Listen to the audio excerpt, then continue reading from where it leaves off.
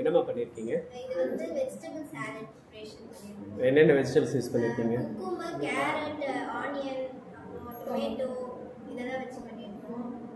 இது இந்த ப்ரிப்பரேஷன் வந்து எப்படி மேட் ஆச்சுன்னா, கேரட்டு, ஆனியன், குக்கும்பரை வந்து நீட்டாக ஸ்லைஸாக சாப் பண்ணி அதை வந்து ஆட் பண்ணி அதை மயோனஸ், சால்ட்டு, பெப்பர் எல்லாத்தையும் தேவையான லெமன் அதெல்லாம் போட்டு மிக்ஸ் பண்ணி அதை டெக்கார் பண்ணி அதை பிளேட்டில் டெக்கார் பண்ணி வச்சிருக்கோம்.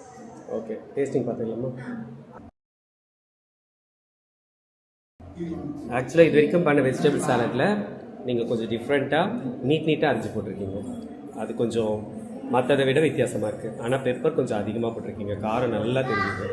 அண்ட் தென் உடனே அதாவது லாஸ்ட் டைமில் வந்து அந்த அந்த தயிர் அந்த இதெல்லாம் சேர்த்ததுனால அந்த வெஜிடபிள்ஸ் அப்படியே தான் கடிக்கிற அளவுக்கு தான் இருக்குது.